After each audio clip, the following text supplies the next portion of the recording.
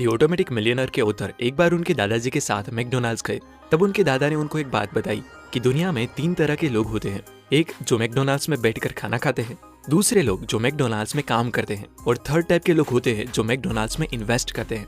Author ने अपनी life में काफी पहले ही इस चीज को सीख लिया था कि इन्वेस्टर बनना फाइनेंशियल फ्रीडम पाने का सबसे बेस्ट तरीका है। और इसी कॉन्सेप्ट को रिच डैड पुअर डैड के ऑथर रॉबर्ट कियोसाकी ने अपनी book the rich dad's cash flow quadrant में काफी डिटेल में एक्सप्लेन किया है, जिसे वो दी ESBI फॉर्मूला कहते हैं। रॉबर्ट कियोसाकी कहते हैं कि दुनिया में सिर्फ 4 टाइप के ही लोग होते हैं, E, S, B और I। ये क्वाड्रेंट्स लोगों को उनकी इनकम सोर्स के हिसाब से 4 अलग अलग कैटेगरीज में डिवाइड करते हैं, जिसमें E का मतलब है एम्प्लॉई, S का मतलब self employed, B for business owner and I for investor. Quadrant के लेफ्ट साइड में एम्प्लॉई एंड सेल्फ एम्प्लॉयड आते हैं।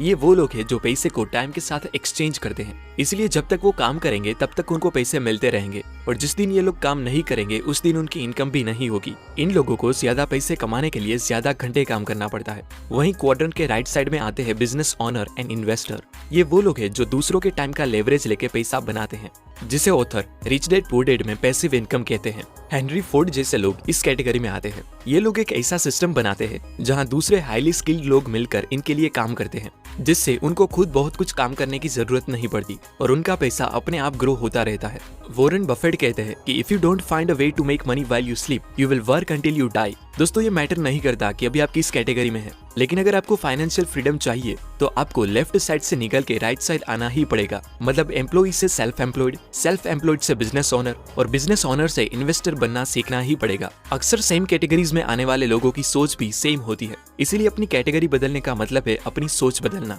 इन्वेस्टिंग अमीर लोगों का प्लेग्राउंड होता है, क्योंकि सिर्फ इसी जगह पर आपका पैसा आपके लिए काम करता है। एक एग्जांपल से समझते हैं। जब एक डॉक्टर MBBS की डिग्री लेकर गवर्नमेंट हॉस्पिटल में जॉब करने लगता है, तब वो एम्प्लॉई कैटेगरी में आता है। फिर वो जॉब छोड़कर अपना क्लिनिक खोलता है, तब वो सेल्फ एम्प्लॉयड की कैटेगरी में आता है। नेक्स्ट, अगर वो एक ऐसा हॉस्पिटल खोले जहां वो दूसरे डॉक्टर्स को हायर करके उनसे काम करवाए, तब वो बिजनेस ओनर बन जाएगा। और आखिर में अगर वो E, S और B क्वाड्रेंट से पैसे सेव करके उसे बॉन्ड, रियल एस्टेट या स्टॉक्स में इन्वेस्ट करे, तब वो इन्वेस्टर की कैटेगरी में आ जाता है। ज्यादा अमीर होने वाले लोग अपना 80% पैसा इसी इन्वेस्टिंग कैटेगरी से बनाते हैं। दुनिया के जितने भी बड़े बड़े इन्वेस्टर्स है, उन लोगों के पास हम नॉर्मल लोगों के ऊपर बस एक ही एडवांटेज है कि वो इन्वेस्टिंग की दुनिया में बहुत ही पहले आ गए थे। रे डेलियो ने सिर्फ 12 साल की एज में ही नॉर्थ ईस्ट एयरलाइन का शेयर खरीदा था। वॉरेन बफेट ने अपना पहला शेयर सिर्फ 11 साल की उम्र में ही ले लिया था। वैसे तो वॉरेन बफेट के ऊपर कई बुक्स लिखी जा चुकी है और सब मानते हैं कि वॉरेन बफेट एक बहुत अच्छे इन्वेस्टर है, लेकिन बहुत ही कम लोगों को पता है कि वॉरेन बफेट की वेल्थ का असली रीजन है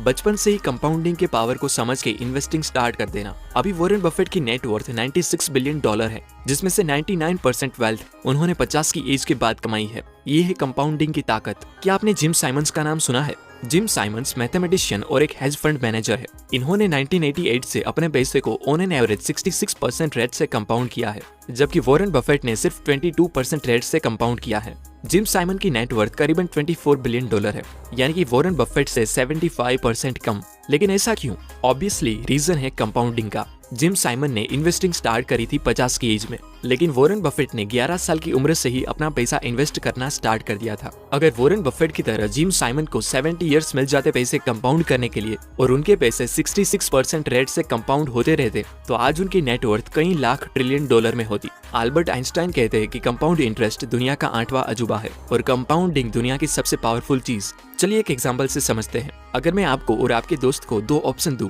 कि आप 50 लाख रुपए आज ले ले या फिर 1 रुपया जो हर अगले 31 डेज तक डबल होगा, तो आप क्या चूज करोगे? मान लीजिए आपका दोस्त 50 लाख वाला ऑप्शन चूज करता है और आप वो 1 रुपए वाला, तो 4 दिन बाद आपके दोस्त के पास हो गए 50 लाख रुपए और आपके पास सिर्फ 8 रुपए। आसपास के लोग आपको कहते हैं कि अबे बेवकूफ, तुम भी वो पहला ऑप्शन चूज करते तो तुम्हारे पास भी आज 50 लाख रुपए होते। डे 20 पे जब बाकी सिर्फ 11 दिन रह गए हैं, आपके पास होते हैं सिर्फ 5243 रुपीज और आपके दोस्त के पास वही 50 लाख रुपए। आपको अपने डिसीजन पे पछतावा होने लगता है, लेकिन थोड़ी धीरज रखें, क्योंकि डे 29 पे वो पहले दिन वाला 1 रुपया बन गया होता है 27 लाख रुपए। लेकिन असली मैजिक होता है डे 31 पे, जहां वो 1 रुपया बन जाता है 1 करोड़ 7 लाख से भी ज्यादा, यानी कि आपके दोस्त के 50 लाख से 2 गुना ज्यादा। दोस्तों, ये है कंपाउंडिंग का power. Compounding slowly over time एक बहुत बड़ा इम्पैक्ट क्रिएट करती है। अगर हम कंपाउंडिंग का ग्राफ देखें तो वो कुछ ऐसा होता है। शुरू में रिजल्ट्स बहुत स्लो होते हैं, लेकिन अगर हम कंसिस्टेंट रहे तो हमारे सारे एफर्ट्स मिलके एक बहुत बड़ा कंपाउंड इफेक्ट क्रिएट करते हैं। जिसके बाद चीजें बहुत तेजी से ग्रो होने लगती है। दोस्तों कहा जाता है कि किसी राजा ने जब पहली बार चेस गेम खेली तो उसे वो गेम इतनी पसंद आई कि उसने चेस बनाने वाले को मुंह मांगी चीज देने का फैसला लिया। उस क्रिएटर ने कहा कि बादशाह सलामत, मुझे और कुछ नहीं, बस इस गेम के पहले स्क्वायर पे चावल का एक दाना रख के अगले हर स्क्वायर पे उसे डबल करके मुझे दे दो। राजा बहुत गुस्सा हुआ और बोला कि तुम दुनिया के सबसे बेवकूफ आदमी हो, तुमने इस मामूली से दाने मांग के मेरी इंसल्ट की है। अगर तुम्हें कुछ चाहिए था तो तुम हीरे जवाहरात मांगते। तब उस चेस बनाने वाले ने कहा कि नहीं सरकार, मेरे लिए बस इतना ही काफी है। राजा ने तुरंत अपने सिपाहियों को बुला के आदेश दिया कि चावल के दाने गिन के उसे दे दिए जाए। कुछ दिनों बाद वो सिपाही दौड़ते हुए राजा के पास आए और कहा कि बादशाह, वो आदमी कोई बेवकूफ नहीं बल्कि बहुत चालाक निकला। वो चावल के जितने दाने मांग रहा है उतने तो पूरी सल्तनत में नहीं है। ये सुन के सब बहुत हैरान हो गए। चेस की गेम में टोटल 64 स्क्वायर्स होते हैं, तो पहले स्क्वायर पे एक दाना जिसे हर अगले स्क्वायर पे डबल करना है, दूसरे पे 2, तीसरे पे 4, चौथे पे 8 दाने, और इसी तरह हम डबल करते हुए लास्ट स्क्वायर पे आए तो ये बनेंगे राइस के इतने दाने जो मुझे तो बोलना भी नहीं आता।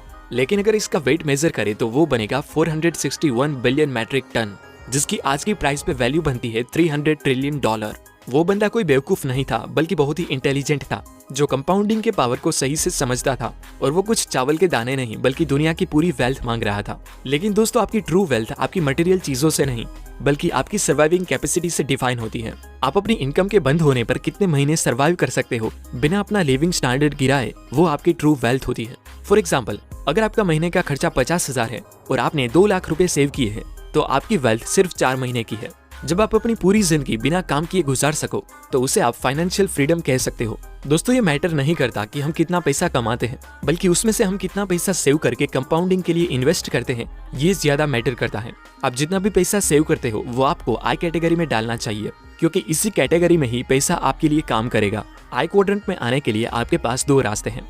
अगर आपको इन्वेस्टिंग के बारे में बिल्कुल भी नॉलेज नहीं है तो आपको इंडेक्स फंड या म्यूचुअल फंड में इन्वेस्ट करना चाहिए। लेकिन अगर आप इन्वेस्टिंग में इंटरेस्टेड हो तो आप वैल्यू इन्वेस्टिंग के बारे में पढ़ना और सीखना शुरू करो, और साथ ही स्टॉक मार्केट में इन्वेस्ट करके उससे प्रैक्टिस करो। हाँ, इस चीज में रिस्क तो है, और रिस्क के बेसिस पे 3 तरह के लोग होते हैं। पहले रिस्क एवर्स, ये लोग रिस्क अवॉइड करते हैं और अपना पैसा बैंक या गोल्ड में ही रखते हैं।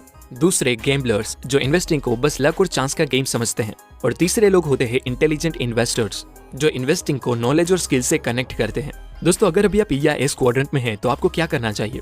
पहले तो आप बिल्कुल टाइम गवाए बिना जितने हो सके उतने पैसे सेव करें और उसे आई क्वाड्रेंट में इन्वेस्ट करें। आगे का रास्ता आपकी पर्सनालिटी पे डिपेंड करता है। अगर आपको सिक्योर फील करना पसंद है और आपको लगता है कि आप जॉब के लिए ही बने हो तो आपको वही जॉब करते रहना चाहिए और ज्यादा से ज्यादा सेव करके आई क्वाड्रेंट में इन्वेस्ट करना चाहिए। लेकिन अगर आपको फ्रीडम पसंद है और आप रिस्क मैनेज करना जानते हो तो फिर एक सिस्टम बनाने की ट्राई करें जहां आपका ई या एस वाला काम बी में कन्वर्ट हो जाए।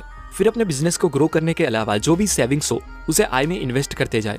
तो दोस्तों इस वीडियो में बेसिकली हमने रिच डैड पुअर डैड के ऑथर रॉबर्ट कियोसाकी की book the rich dad's cash flow quadrant से ESBI क्वाड्रेंट के बारे में जाना और कंपाउंडिंग के पावर को समझा। अगर आप भी अपने पैसे को कंपाउंड करना चाहते हैं तो इसका एक मेथड है इन्वेस्टिंग, जिसमें आप वॉरेन बफेट की तरह ग्रेट कंपनीज के शेयर खरीद के उसे लंबे समय तक होल्ड करके रखें ताकि वो कंपाउंड कर सके। लेकिन उससे भी पहला स्टेप है सीखते रहना, और ये सभी बातें मैंने the rich dad's cash flow quadrant से सीखी है। अगर आप इस टॉपिक में इंटरेस्टेड हो तो ही इस बुक को खरीदना, क्योंकि बुक्स पढ़ने के लिए होती है, शॉपिंग के लिए नहीं।